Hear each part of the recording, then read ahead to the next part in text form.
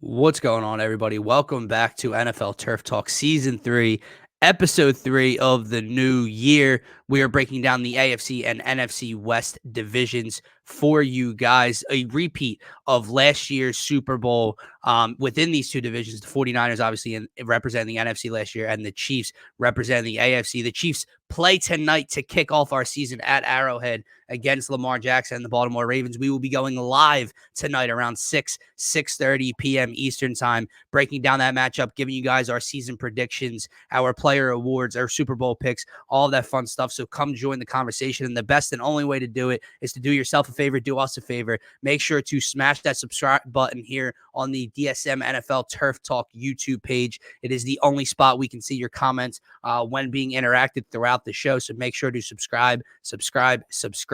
I'm one half of your host, Dylan Davis. To my right, my faithful co-host, Scotty. A lot to get into on this episode, man. We got the best quarterback in the game. We got the best running back in the game in the other conference, and we got an interesting battle within some of these quarterback rooms to get into. So it'll be a fun show. And as always, football's back, man. We made it. We made it to another season. Yes, sir. Yes, sir. It's back. I told you the story before we hopped on here. I woke up at like 4 a.m., got all my notes together for today. Was just, I guess, excited. I couldn't go back to sleep, but I ended up going back to sleep by around 6 a.m., I guess, after I showered and such. Got relaxed and knew it was coming. And the only way to get there faster is to go back to sleep. Yeah, so, yeah. Close your eyes. Yeah, exactly, man. So, no, you threw me off there at the beginning because you were talking about the Ravens and the Chiefs tonight. And then you said the best quarterback in the game and the best running back in the game. I was like, Derrick Henry, I don't know if he has that. But no, I know. We're talking NFC West right there. We're talking about CMC with that. So, I got a little bit sidetracked listening to you there, but great job with the opener, my man. Happy to be back. And yeah, let's get into it, man. We got a lot to break down today. So I'm excited to jump into it and then eventually go live with everybody tonight so you can see our pretty faces in live action. Tap the hell in, guys. Buckle up. But let's start in the AFC, man. Let's start with that team that's playing tonight, the Kansas City Chiefs, Bo Nix and the Denver Broncos, Justin Herbert and the Los Angeles Chargers, and Gardner Minshew and the Las Vegas Raiders representing the AFC West. This division has been run by the best quarterback in the game, by the best head coach down in the game, Andy Reid, as they look to three-peat a Super Bowl championship this upcoming year. As an Eagles fan, we know all too well about how this little run got started 2 short years ago in 2022. Obviously, they take down Brock Purdy and the Niners last year, and they look to come back with another great season, man. And I guess that's where we start. Scotty, the issue I have with the AFC West when we're talking competition, and that's why the Chiefs, man, they do frustrate you. I know, like, people, part of me loves to witness greatness, and part of me loves to just sit back and watch Patrick Mahomes sling a football all over the field, right? But I can understand how it's getting very, very annoying. It's the same thing that we saw with the Patriots. It's the same reason why people did not like the Golden State Warriors when Kevin Durant joined them. It's the same reason some people have a distaste for LeBron James. Some people love greatness. Some people hate it. Some people want new things. And the issue I have with this division is there's no true way for the Chiefs to even kind of be tested, kind of get our hopes up in the regular season that, oh, they're not the same team. They kind of did it last year, but they still continued to win football games, even though the offense was sluggish at times. The issue with this division is they're the defending champs. They're going to be right back in that picture come the end of the year, come the end of the regular season. And the three other teams in this division, man, I just cannot take seriously. A few years ago, we were hoping, Justin Herbert gets inserted after, what was it Tyrod Taylor that got the injection? Or I believe so. And before I believe that was against the Chiefs as well in that game. Gets a weird injection, has to sit out. Herbert, rookie year, comes in, and you see the arm talent. He takes over from that point. Harbaugh leaves Michigan. He comes to L.A. to coach the Chargers this year. You want to take them seriously. I just look around that roster, and I can't do it, man. Mike Williams gone. Austin Eckler gone. Keenan Allen gone. And I'm looking at this team, and I'm saying, where is Justin Herbert supposed to get the ball out to? We obviously know the issues. Oh, man, who was the rookie receiver last year that Quentin Johnson. Yeah, I was actually going to bring him up. That just became a walking meme for people, man. So the Yeah. Chargers, who you would hope are that kind of next team to give the Chiefs a run for their money, aren't that. The Raiders, Gardner Minshew found another starting job in this league somehow, some way, man. He just keeps sticking around. And then you go to Denver. They move on from Russell Wilson, still paying Russell Wilson, and they give the C and the starting job to their rookie quarterback in Bo Nix, who you and I even had discussions about when he was at Oregon last year, saying, this dude's not – I mean, maybe he's going to translate to the NFL, but I just don't see the Tebow it, shit, man. So I just look around the rest of this division, and I don't see a way that the Kansas City Chiefs do not just cruise to another division title, winning anywhere from 12 to 13 games and just being a number 1 or 2 seed in the AFC again. Yeah, man. I think you hit the nail on the head. Sadly, as far as the first thing you said about the Chiefs, I'm the side of the hater. I can appreciate greatness. I just can't admire it. I guess is the wrong word that I would use. I'm not going to sit here and admire it. The Chiefs get on my nerves. Travis Kelce and Taylor Swift get on my nerves at this point. It's even stemmed, brother, like from Travis into like Jason Kelce to an extent, like seeing Travis there and then hearing the Taylor Swift. I don't know. I have like a little bit of an ick right now, but then at the same time, I still do. I'll hear Travis talk with Jason and I fall back in love with him because I love Travis Kelce. I love Jason Kelce.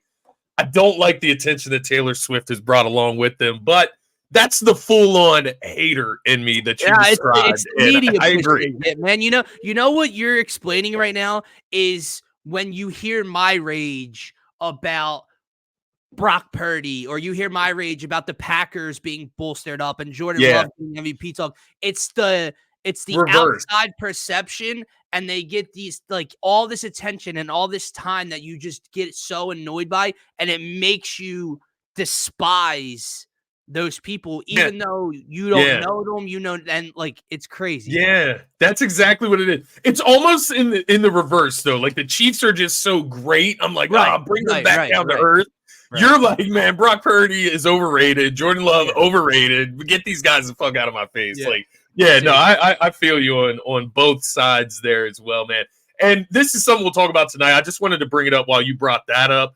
My God, have you seen how many people are picking the Packers to make the Super Bowl? Like, come the fuck on, brother. Like, I know we're going to talk about it tonight, but, like, come the fuck on, bro. Yeah, Peter Treger went out and said that they're going to make it from the wild card. They're going to go and beat the Rams. Then they're going to go on the road and beat the Lions. And then they're going to go on the road and beat San Fran to go to the Super Bowl. That's the path. Okay, bro. Man. Like whatever. Romeo Dobbs, Christian Watson, Jaden Reed, Luke Musgrave. You didn't hear about them? Oh man, brother. But to get back to the AFC West, my man, and get back to the Chiefs. Get back to the actual Super Bowl contenders. Yeah, exactly. Yeah, good point. Great point.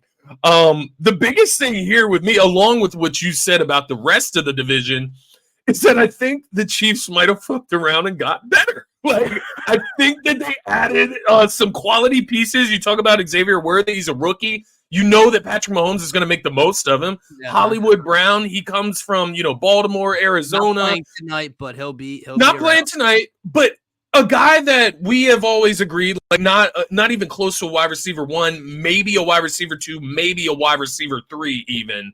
But he is a guy that has talent, and he's probably better outside of Rashee Rice, better than anything they had last season at wide receiver. Yeah. So you bring in Hollywood, you get Xavier Worthy, the rookie too. I mean, I don't know what that. He was a stud there. Yeah, he was a stud there. And the other side that we just talked about him a little bit, but Travis Kelce had for his money a down year last year. Still the best tight end in the game. Yeah. Think he's going to be better this year as well, man. I just had this conversation a couple of days ago, man. A down year for Travis Kelce, the greatest tight end to ever live.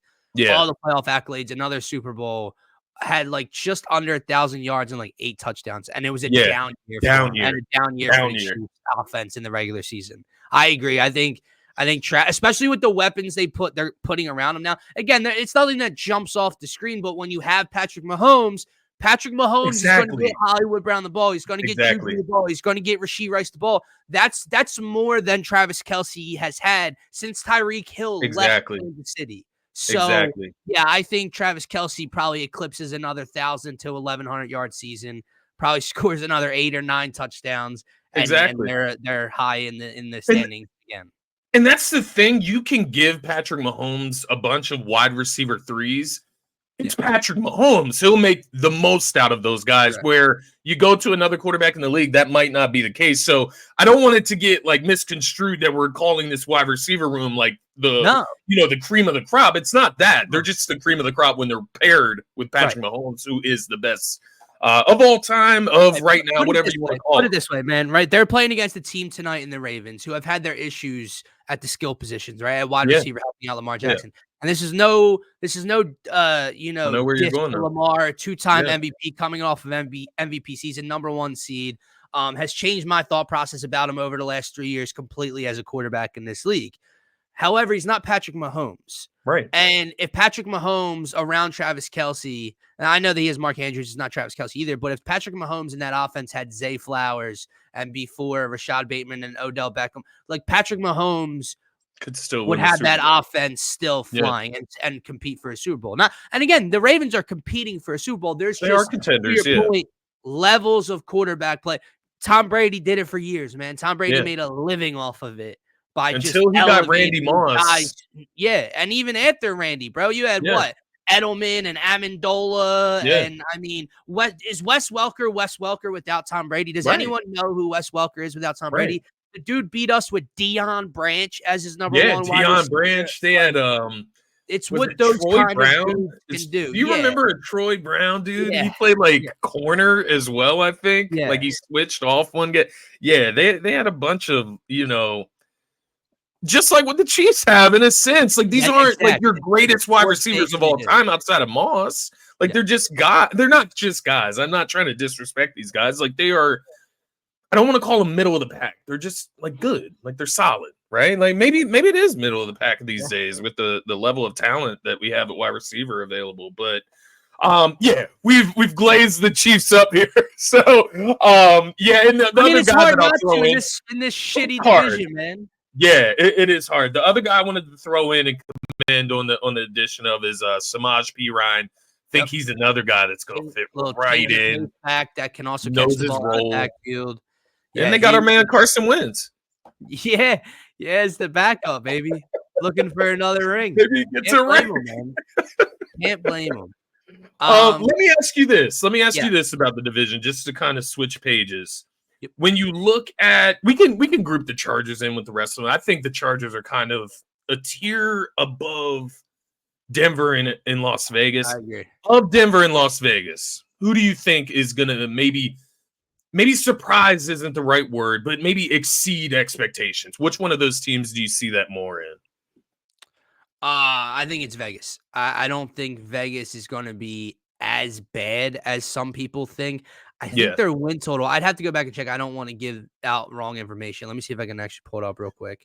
I believe Vegas' win total. Go ahead. No, I believe their win total is set at like 4.5 or something like that. Interesting. I would have to look at their schedule really quick. I'm going to try to find. I'm looking on DraftKings now just to make sure I'm not getting that way off. I'm sure I'm probably somewhat off, but. So do you think that Las Vegas could potentially come in second in the division maybe? Like, do you look at them as like that type of exceeding expectations? Possibly, man. I have, honestly, Scotty, I have no idea what to expect out of this new Harbaugh-led team, to be honest with you. I do think probably, again, I agree. I'd have to go through their full schedules and look through it with you. Yeah. But I do believe that the Chargers are going to struggle again. Like, let me just see. Let me pull up the Chargers schedule real quick. Because it feels like the Chargers, like for them to be successful, Justin Herbert would have to elevate to a like Patrick Mahomes level, like to take this team places, right? You know what I mean? Like what we just talked about with Mahomes elevating talent around him. That's exactly what Justin Herbert's going to have to do this year if Chargers want any type of success. Right. And funny enough, these two teams match up week 1 in LA.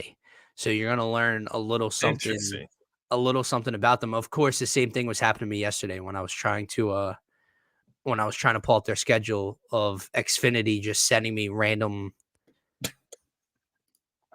messages over my screen. So I'm trying to get there. We're back now. I was trying to click out of everything. Spamming you. But yeah, again, I'm looking at this Chargers schedule. They play, obviously, you get the Chiefs twice. They play the AFC North. So they get the Ravens, they get the Bengals, they get the Browns, they get the Steelers. I'm assuming that would mean the Raiders do as well, because you know how that works with division sometimes. But let me just check to make sure that they do. But that's not easy for teams that are expected to struggle. Yes, the Raiders get the same core as well with the AFC North. They also get to travel to Miami and play the Dolphins. They play the Jaguars. They play in Tampa Bay. They get the Falcons this year. They get in LA for the Rams. So to be honest with you, after looking at this, the Las Vegas Raiders schedule is not too friendly for a team that is either going to be rolling out Gardner Minshew or Aiden O'Connell at quarterback a couple weeks into the season. So if I had to give you a prediction right now, I'll say that the Chargers come out second in this division, not by much, followed by the Raiders, and then I have Denver coming in last. I have no idea how this Bo Nix saga or year is going to go for Denver, to be honest with you, man. We know their defense should keep them in games. I just don't think it's going to work out. Feels like, looking at the Chargers schedule here, let me just look at the end of it. It feels like they need to get off to a very strong start to have any type of success here. They got the Raiders at home first, like you said. Then they get to travel to Carolina to take on the Panthers. Then they go to Pittsburgh to take on the Steelers. I get it, Russ Wilson. That's still a game you can compete in. I'm not going to say they're going to win, but they could. Yeah. You get the Chiefs at home after that, but then you get the Broncos on the road. You get the Cardinals on the road. You get the Saints at home. And then it kind of cranks up a little bit. You get the Browns on the road, come back home for the Titans, Bengals, Ravens, Falcons, Chiefs, Bucks. And then you finish out with Broncos, Patriots, and Raiders. So the middle of that schedule is going to be fucking brutal for the Chargers. And here's the problem. And here's the problem to how we started the show off by talking about the Chiefs is, the Chiefs are going to win around 12 games. There might not be another team in this division that sniffs 8.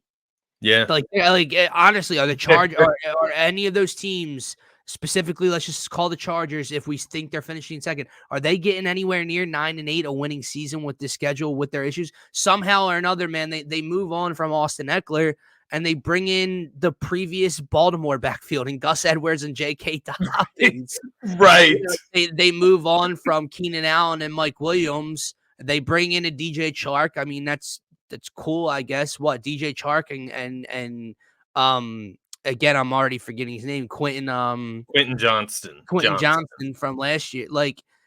I just don't know what Justin Herbert is supposed to do. Justin Herbert, who has dealt with injuries early on in his career, Justin Herbert, that is under kind of a microscope from a lot of people this year, as a guy who just, we get the talent, we get the arm talent. To me, he's a top 10 quarterback, but he's nowhere near top 5 or 6, right? Like, he's more close to 10 at this point, and he can't win big games. So I look at that new head coach in Harbaugh. I don't know how it's supposed to work out for them. And if it's not going to work out for them, I am not predicting the Raiders or the Broncos to win 8 or 9 games. So you're talking about the Chiefs winning this division quite possibly by 5 or 6 games, bro. Yeah, I think you're spot on. Yeah. I'm wondering if they it's like the Bills and the Chargers. They went in a very particular direction this offseason. The Bills, another team we're going to talk about later, but just building it out, giving him weapons. There's no guy on this team that is like a go-to guy, so I guess you don't have any pressure of that, right? But once again, just all, kind of mid weapons, man. I don't know what to expect from the Chargers this year. I wanted to go through here and see 8 to 9 wins. So let's just say I feel like to get to 8 wins, they're gonna have to beat the Raiders twice and the Broncos twice. The Raiders, you definitely have to beat them at home. So let's just give them that win at home. Okay. Start the season. On the road at the Panthers, That's you need to win that one. Sure. 2, Steelers on the road. That's a loss. Yeah. Chiefs at home, loss. And then they're also in the group with us where they get a week 5 bye. That is not good for that team, man. That's not good either. Yeah. No. At Denver, I guess we'll give them that win, Scotty. And are you going to be? We'll give it to them. So that's 3. Cardinals in Arizona. I think that's a loss. I think it's a loss. I do. The Saints in LA. That's as close of a game that the Saints can possibly get. Yeah. I agree. Let's just give them a win. We'll give them a win. All right, we'll give them a win. That's 4. 4, right? Browns is a loss. Tennessee, Titans. That's tough. Let's just give them the benefit of the doubt here, right? That's 5. Bengals loss, Ravens loss, Falcons loss, Chiefs loss, Tampa, I think they lose. Yeah. Denver, New England, Raiders. So they would have to sweep the last 3 just to get to 8. Yeah. That means they're sweeping the Raiders and the Broncos in. I think you're looking at the Chargers more likely around 7 and 10-ish, probably. Yeah, I can agree with that. And if they're all facing the same schedule, I mean, Las Vegas, what? Right. And mind you, we're basically wins. And mind you, if we had them sweeping Denver and the Raiders, we're not going to have Denver and the Raiders beating the Bengals, the Ravens, the Chiefs, like we had them losing too. So then you're looking at 4 and 5 wins for the other 2 teams. So there's no competition within this division. Again, I know we're kind of running through it pretty quickly here, but I just let me ask you a question. All right, is it the worst division in football? Has the NFC South now surpassed this division overall?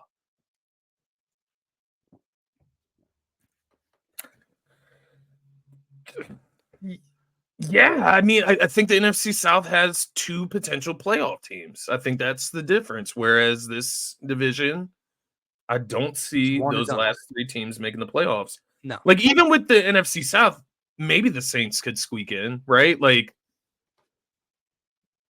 Yeah, because Atlanta, if you group them all together, right, it would be what? Kansas City, then Atlanta. That would be the second team of the 2 divisions. Tampa Bay. Then maybe the Chargers. Maybe the Chargers, but we put them. Let's just say they're the same as the Saints, right? And then you go from there, and then garbage. Yeah, they're all the same at the bottom there, I would say. I think this might be the worst division, which is crazy to say with the Super Bowl champion. Because even bad competition is still competition. That's what I mean by is it the worst division? Their ceiling, obviously, they had the defending Super Bowl champions, the back-to-back defending Super Bowl champions, the best head coach, the best quarterback, the best tight end. There's a lot of excitement when it comes to that best team. But there isn't a single other team that's going to sniff competing with them, nor probably sniff even the 7th wild card seed out in the AFC. Whereas in the NFC, we have an unknown and a new fun look kind of Atlanta team. You have a Tampa team that won a playoff game last year. They're going to compete. And then the Saints, they might be bad, but maybe they compete with Tampa for even though it's bad football, if you get to week 17, week 18, and you have 2 division rivals playing for that final spot, I'd rather see that than the Raiders and Broncos be playing each other for 5 wins. Yeah, I agree. So it's a bad division, man. That's going to get ran through again. Let's move on to the more fun division, shall we? Because this is the one we really get to look at, especially as Eagles fans, one that hits very close to home for us. We actually play the LA Rams out in LA this year. We know our battles with San Francisco and their fan base could be a potential NFC championship matchup between the Eagles and them. You have a Seattle Seahawks team led by Geno Smith, who's looking to get better. And you have an Arizona Cardinals team who's coming off a pretty bad year. Just a few years ago, started off, 11-0, 10-0 or something, and then completely just took a nosedive. But you go out as the Cardinals and you get a guy in Marvin Harrison Jr. to go with Kyler Murray and James Conner, and they're looking to just compete, man. So it's at least going to be fun for the Cardinals, maybe a little bit more than it has been in the past. I know we said before that the AFC North is the best division in football. The NFC North is right there. The AFC East is right there. The NFC West is a very, very tough division that has 3 teams that can compete for a playoff spot this year, and I truly believe that. Yeah, no, I do agree with you there. It's interesting, looking at this division because I think this. You tell me if it's a surprise to you, but I actually have Seattle finishing last in this division, man. Oh, so here's the thing. I don't hate it. I am a little bit higher on the Cardinals. Yeah, I just don't know what can't buy what in the fully yet. what the ceilings are for both. But I don't hate the prediction. I feel you. It's very close between them. Like they're around the similar teams for me. I just think we've gotten to a point now with the Cardinals where we kind of sleep on Kyler Murray to an extent. He just hasn't been healthy. He's a guy that can make plays, though. He is a smaller guy. I know that he always gets picked on for that. But you talk about giving this man a weapon. I mean, this is a generational talent at wide receiver that we're talking about with Marvin Harrison Jr. And I'm beyond excited to see him suit up for this team. You get James Conner back, get him healthy. He is a workhorse if he can stay healthy in that backfield. So, almost forgot Trey McBride. I mean, he's a guy that came on the scene last year. He's a guy that could get into top 5, top 4, top 3 tight end conversations in the NFL. So you're talking about 2 very young elite talents that they have out there at skill positions, but that's exactly what it is. It is young, it is unproven. And so to that point, I can understand if people out there would hold the Seattle Seahawks over the Arizona Cardinals. Seahawks still have a little bit of good stuff going on out there. Their defense has gotten better. Their offense, obviously, they have the trio of weapons out there at the wide receiver position. They have one of the best trios in the NFL at the wide receiver position. You have Kenneth Walker, young running back, very good. Geno Smith. I'm not like down on Geno Smith. I'm not like a hater of Geno Smith. I don't believe in them as much. I don't believe in him as much as others, and as much as some Seattle fans that you'll meet.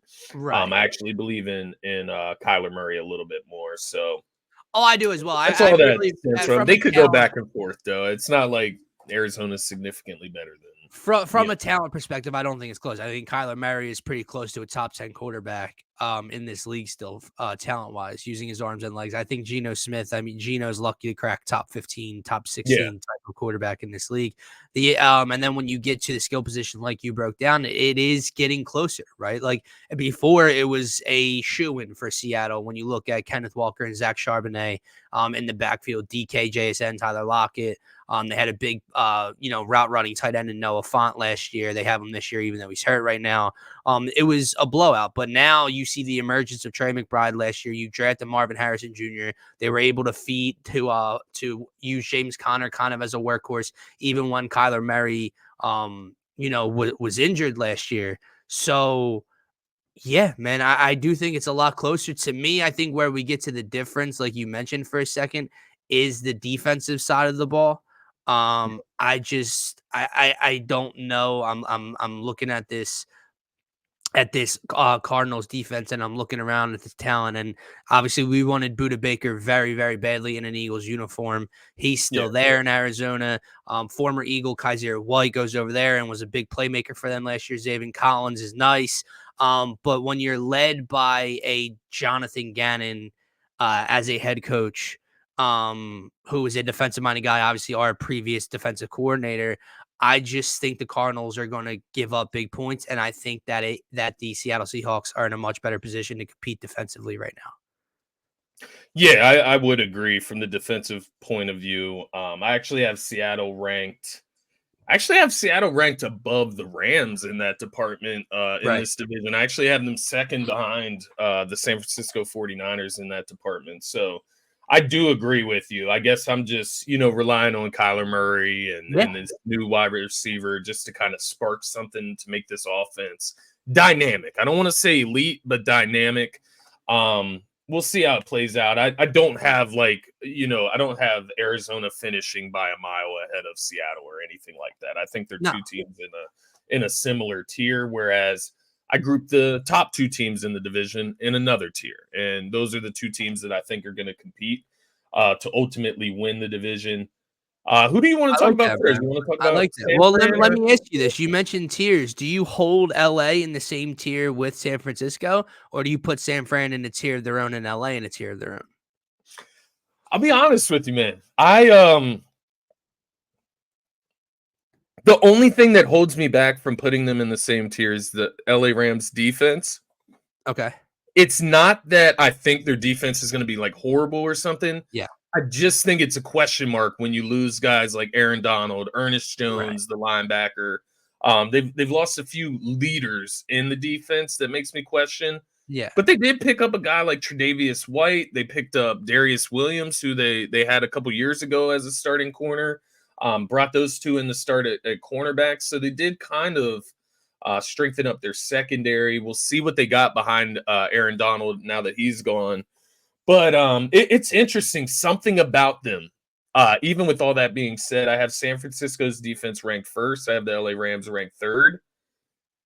Something about them had me contemplating whether or not they're going to win this division, man. And I think it is going to be very close between the Rams and the 49ers. I think it's going to come down to their direct matchups against each other and who's able to win those. If one of these teams are able to win both of those matchups, I think that's who's going to win the division ultimately. But yeah, offensively, man, I actually ranked the Rams offense higher than the San Francisco 49ers because me personally, Matthew Stafford, Cooper Kupp, Puka Nacua, and Kyron Williams in the backfield scares me a lot more than Brock Purdy, with all due respect. The San Francisco 49ers, they have very interesting weapons. You obviously have the best running back in the game. You have one of the best tight ends. You have one of the two of the best wide receivers in reality. Yeah.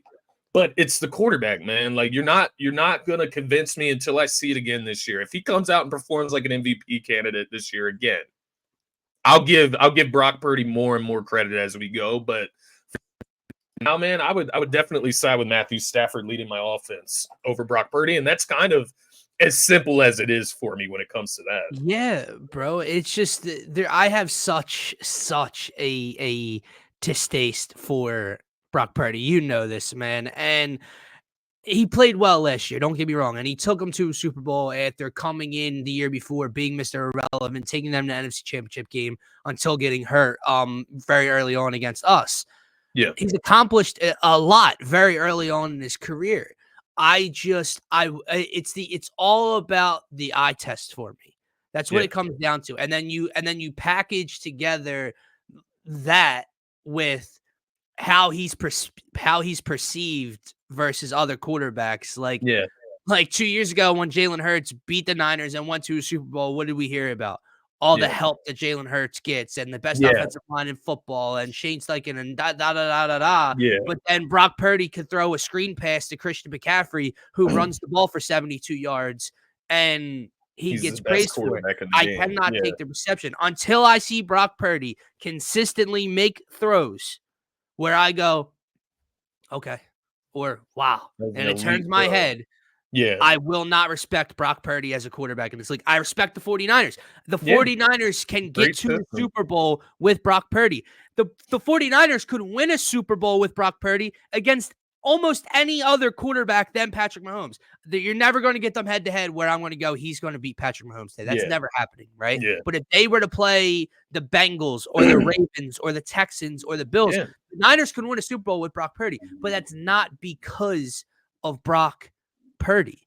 Again, and here's the very, I know I'm going on this little spiel here, but when people, especially on these big networks like ESPN and these former players and former players of these positions like a Dan Orlovsky, who I used to like listen to and watch and look at his film on NFL Live and all that stuff, I start to lose him, man, when he sits here and talks about just the player specifically.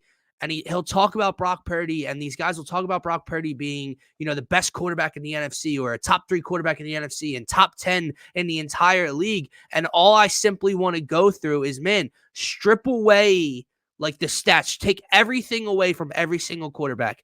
Give me the 49ers team, give me their offense, give me Kyle Shanahan, and let me run through quarterbacks with you that I could put into this offense, and you tell me with a straight face you would take Brock Purdy. That's how you judge your quarterback rankings, okay? Yeah. If I were to run through and give you the Niners' whole roster, whole coaching staff, everything, and I said, hey, Scotty, would you rather have Brock – who do you want running this offense? Dak Prescott. Yeah.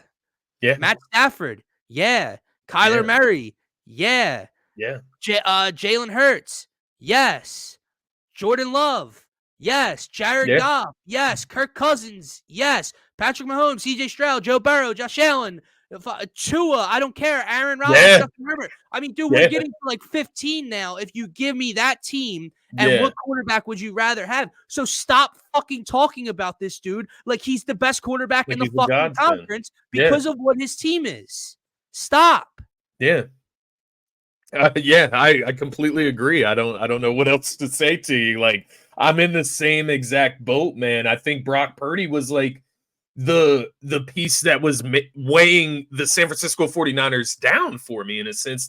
He's the reason that I feel that it's so close between the Rams and the 49ers, because I do think when it comes down to mano-a-mano, I think Stafford is going to be able to handle what the 49ers are throwing at him versus what Brock Purdy can handle if the Rams throw at him. So it is an interesting thought, man, to think about these two quarterbacks, especially head to head, but even quarterbacks throughout the rest of his division, like Geno Smith.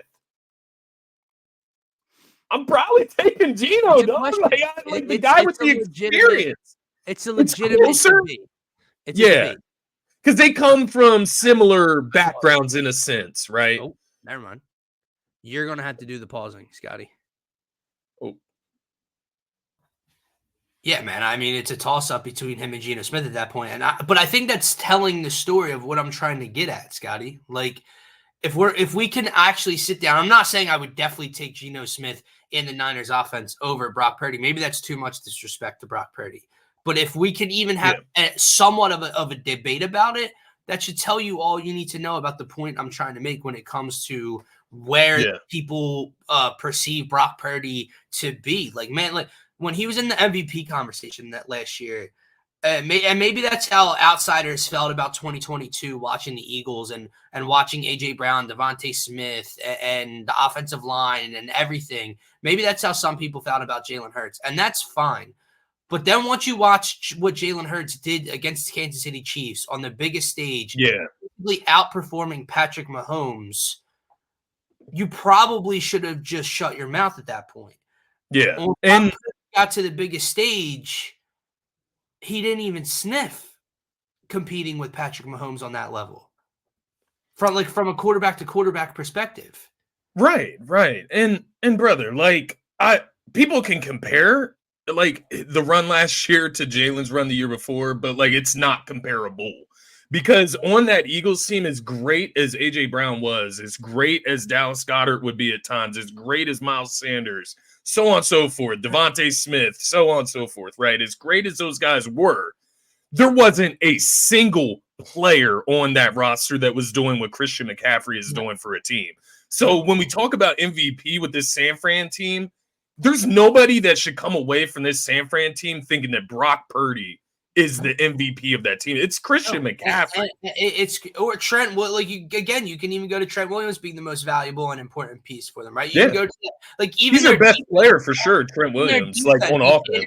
In our Super Bowl, our defense didn't get off the field. They didn't force a fucking punt. He doesn't have that issue. Right. He doesn't have that issue. His defense could dominate a game. Ours never did. So, like, you can't compare it. And like you said, Christian McCaffrey, Christian McCaffrey's better than anything we had, right? And that's no it's to AJ Brown. I love AJ Brown, but AJ Brown's not Christian. This year with Saquon, maybe you can say something like that. In the past in 22, right? Like they had Christian McCaffrey, we had Miles Sanders. George Kittle's better than Dallas Goedert. Brandon Ayuk's better than Devontae Smith, and I love Smitty, but he's better. Okay, that leaves AJ Brown over Deebo Samuel. Yeah. Okay, like it's not the same at all. Offensive line's very similar. They both have talent on them. Right. Like, I mean, Christian McCaffrey, for example. Like, we're going to talk about him later because he is the best running back in the league. But like Christian McCaffrey last year, brother, 1,459 rushing yards, 14 rushing touchdowns, 5.4 yards per carry. In the receiving game, 67 receptions, 564 receiving yards, 7 touchdowns receiving. So 21 touchdowns total for Christian McCaffrey last year. And I just wanted to look at they're not showing yards after catch for some reason here, but I wanted to see how much of that receiving yardage is strictly on him as well. That's what I'm talking about when it comes to the eye. But when you have a safety valve like that out of your backfield, brother, that can slide out into the slot and go all over the offense and do all, he's the MVP of that team. And here's the thing, and this is coming off as very, very haterish to Brock Purdy. Yeah, I'm in full hater mode. Now that you say that, I am in that mode right here. And it's not specifically to Brock Purdy because, again, they can win a Super Bowl with him as their quarterback. Okay? I agree. He is a professional quarterback. I'm not taking anything away from him. It's you guys. It's all of you that build up this pedestal that you put him on individually. That's where I get lost. And then you keep doing it and you keep doing it. And national media is doing it. And the TV shows are doing it. And the talk hosts on the radio are doing it. And other podcasts are doing it. And that's when you start to lose me. And then that's where the anger and the hater comes from because he's just not that guy. When you're talking, whenever you do a top 5, top 10 list for individuals, you have to take in their individual talent, not what, he was able to do 4,000 yards and 32 touchdowns with the 49ers. If you put fucking Dak Prescott on the 49ers offense, he might throw for 50 touchdowns. Yeah. And that's the crazy part as an Eagles fan. We're sitting here defending Dak Prescott. Yes, like I'm not being biased. Like at the end of the day, I'm defending Dak Prescott with this conversation. Dak Prescott is 10 times better than Brock Purdy. Yes. Like by a mile, man. Like just to take it and make it objective, right? Kirk Cousins, who we just talked about. Kirk Cousins is better. I mean, and I said, who do people think Kirk Cousins is that he's going to lift up this Falcons roster and take them to a Super Bowl? Kirk Cousins on the 49ers could take them to a goddamn Super Bowl. We can call Brock Purdy a great story without calling him a top 15, top 10 quarterback. Brother, they don't even call him that. They call him the best or second best quarterback in the NFC. Yeah. In the conference. Not even top 15, like top 10, top 8. I'm not sure. I'm not sure he's top 8 in the conference, Scotty. You know, we're sitting here talking about this, man. Dak, Jalen, Goff, Love, Cousins, Kyler, Stafford, you're at 7 right there. So he's either the 8th best, and fuck it. I might tell you Caleb Williams could do better with could go to a Super Bowl this year with the 49ers. That's the 49ers who they want. Right. Caleb Williams or Brock fucking Purdy. Right. Like, that might brother, whatever. He's a generational talent, but he might be the 10th best quarterback just in this conference. And there are people that put him top 5 or 6 in the league. Yeah. That's where the hatred comes from. That's where this last 15 minutes of us screaming at you guys comes from. Because just we're passionate we can have a conversation about the San Francisco 49ers being maybe the best team in the NFC, maybe the best team in the league, going to compete for a Super Bowl and an NFC Championship appearance again, without taking it to a too fucking far extent and try to sell me on this Mr. Irrelevant story like he's the MVP of the goddamn league.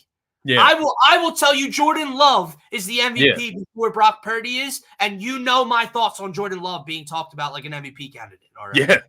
Yeah. I feel you, man. Yeah, and I'm not even gonna stop. And it's the 49ers fans that do it to me too, man. Our back and forth over the last year and a half, 2 years, that has pushed me just to this extent. Yeah. Because he went down in the game. He went down in the beginning of the championship game. So what were they saying, Scotty? If Brock Purdy doesn't get hurt, we would have beat you guys. Yeah. That's where you lose me. Now, maybe if your starting quarterback was Matthew Stafford or you know, even a Jared Goff or something like that, and you had a drop off to your backup, maybe I'd go, huh, that changed the game a lot, right? Maybe but if he got to sell me on Brock Purdy, no, the fuck you're not. Maybe if he got injured before the game and they had to go into the game without him, like we injured him. Like that's an accomplishment. Like we did that. Yeah. Nobody. The thing is, Dylan, a couple years ago when the Eagles lost to the Seahawks in the playoffs, did anybody give a fuck that Carson Wentz was injured at the beginning of that game? No. Nobody gave a shit. We had Josh McCown coming into the game. Carson Wentz was injury prone, blah, blah, blah, so on and so forth. The Eagles get what they deserve, blah, blah, blah. We had to watch Josh McCown trot around with one leg, basically. Josh McCown, Yeah. So I'm not trying to hear that shit. That being said, who do you have winning the division? Because I'll be honest with you, I thought long and hard, and pause, long and hard about this, brother. Between San Fran and LA, because I do really like what LA has on offense. I think it's deadly. I think this could be one of the best offenses in the NFL when I really lock in and think about it. You talk about Sean McVay, mastermind on offense, Matthew Stafford, tons of experience, Super Bowl champion, Cooper Kupp. Now you have a top 15-ish top. We'll talk about that with wide receivers as well with Puka Nacua, where he fits in all of this. But you have another stud wide receiver opposite of Cooper Kupp now, who is a top 10 wide receiver for my money. That offense just looks deadly. You have a prototypical quarterback back there in Matthew Stafford. I think that's the biggest thing. Gunslinger. A guy that can air it the fuck out, and he has all the pieces to do so back there. So who do you see winning this division as good as the San Francisco 49ers are around Brock Purdy? I do still think it's San Fran. I did go with San Fran as well. Yeah. I just think they are that dominant of a regular season. I'm not going to like that and say regular season team because they did go to the Super Bowl last year. Like I get it, and they went to the NFC Championship the year before that. Like they are that pedigree of a team. They are very, very talented all across the board. But what the difference for me between the Rams and the Niners is it starts and ends with that defense, right? Like yes, Matthew Stafford is light years ahead of Brock Purdy at the quarterback position. And yes, the Rams might be one of the few teams that can somewhat paper to paper compete with what the Niners can put on paper, even though they're not fully the Niners. Because those games are going to be so important. Those two games, they might decide the division. I agree. But I just look at that defense. I look at Christian McCaffrey. I look at George Kittle. Ayuk gets his money. Trent Williams got his money in his back, which was a big question mark heading into week one. And I just go, man, they're just that good. Now, I'm looking at their schedule right now, and it's interesting, man. I mean, you start Monday night against the Jets. That is going to be one hell of a football game for my money. Yeah. They play in LA in week 3, like you were talking about. Those two games are going to be very important. So you play LA twice, you play Seattle twice, you have the Jets, you play Dallas, you play the Chiefs. You go to Tampa. You go to Buffalo in December. You go to Green Bay in late November. You host the Lions. You go to Miami in December. There's going to be a lot of games where the 49ers are going to have to fight and play different styles of football, right? Like playing a Miami Dolphins team in Miami is not going to be the same thing, as playing them at home or whatever. So. Yeah, it's weird. Playing the Lions like with that running attack, right? And then I will say, and I don't know how much of this is the NFL's actual doing and what all the analytics that go into it, but this is just again because I hate their disgusting fan base and I hate everything about this team. How do you get this home to road split? Can you explain this to me? So all those games I just read to you, guess what, Scotty? They get the Jets at home, they get the Chiefs at home, they get the Cowboys at home. They get the Dolphins at home, they get the Lions at home. The only games they go away for are the Dolphins, the Bills, and the Packers, and then obviously you split your division. Yeah. So how do you get those home to road splits with those difficult games? How are you not at least? It's funny how that. Yeah, it's pretty crazy. Funny how that works out, right? Over and over again. Like they couldn't like be forced to go to Detroit, for example. Like why not? Like, why can't they go to Detroit and play them instead of what? Who else do they have on there from that division? Detroit. The Vikings. So they're playing in Minnesota week 2. Yeah. So yeah, that one right there. You can play them at home and then play the Lions away. But yeah, man, it is funny. I'm with you though, man. I'm going with the 49ers in this division as well. I think, like you said, the defense, the gap there is a little too wide for me, along with the fact that the offense will still be good to great, even with Brock Purdy back there, because they do have so much talent, and it's the right fitting talent. I think that's the big thing here. You got a George Kittle that is a Swiss Army knife. You got a Deebo Samuel that's a Swiss Army knife. You got a CMC that is a Swiss Army knife that can do everything. And then you have Brandon Ayuk, who's a top 10, top 12 receiver in the NFL. So they do have a ton still left on the offense. They're getting guys signed back, right? They got the Trent Williams deal done. They got the Brandon Ayuk deal done. So everything's really coming together for them. I do think, though, the Rams, man, the Rams might be – I don't even know if you can call them like a sleeper. I don't think they're a sleeper. You know about the Rams. You know what they're going to bring with Sean McVay and Stafford leading the way. But everybody's like on the Packers right now, and I feel that way about the Rams, if that makes sense. That's kind of where I'm at. I'm not picking the Rams to win their division, but they're going to be dangerous. They're going to be that wild card team that I wouldn't want to see. It's not going to be Green Bay. It's going to be McVay and Stafford and a healthy Rams offense. Yeah. I don't want to see Stafford back on the wall, ready to let everything fly. And that's the playoffs. So, yeah, you're right. I don't want to see like a gunslinger like that. I think it's a good point. And I think when you bring up those two games specifically that they're going to match up and how important they could very well be by the end of the year, it's like the Rams are one of the few teams as well, not only from a talent perspective on offense that can keep up. It's that head coaching matchup, and it's which one will win the battle that day. Because I've seen Sean McVay adjust, brother.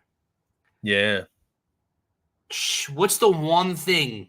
What is the one thing that Kyle Shanahan still gets shit on for? And it's another reason why they just can't seem to win the biggest game when it matters, when it's right there in front of them. Yeah. Is he doesn't get out of his own fucking way. And when those teams play as well as they know each other, as well as those two head coaches know each other with all that talent, I'm interested to see if Sean McVay can get the upper hand on Kyle Shanahan and outcoach him in those moments, man. And I think another underlying point here is like we're underselling. I don't want to say underselling.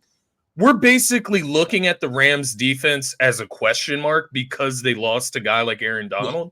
Their defense could be good for all we know. Like they just have a bunch of younger talent that they're working with. They kind of tried to refresh the room in a sense, similar to what the Eagles are doing in a sense of, having to move on from a guy like Fletcher Cox, replenishing. They don't have a Jalen Carter there, of course, but their defense could be good. It could be top half of the league, which top 15 defense, top 16 defense for the Rams is good enough to get them to the postseason and have success. So I mean, they're built from the same cloth as the Detroit Lions, right? Like high flying offense can put 40 on you on any given day, but you might be playing 38 to 35 type of football. Yeah, I think that's fair. They just can't get a stop when it's needed. But so we have San Fran lost in the Super Bowl last year, winning their division. Rams making the playoffs as a wild card. We have the Chiefs running away with their division. Back-to-back Super Bowl champions looking to three-peat starting tonight when they open up against the Ravens. No other real competition in that AFC West division. Excuse me. We are going to be right back with you guys, releasing our NFC and AFC East divisional breakdowns, recording shortly after we're done here in a second. And we do not have our top 10 player rankings for this episode. Our official list will be brought to you at the end of the AFC and NFC East breakdown. And we'll show them to you guys live tonight as well. But for myself, for Scotty, for DSM, have a great rest of your day. See you on the next episode.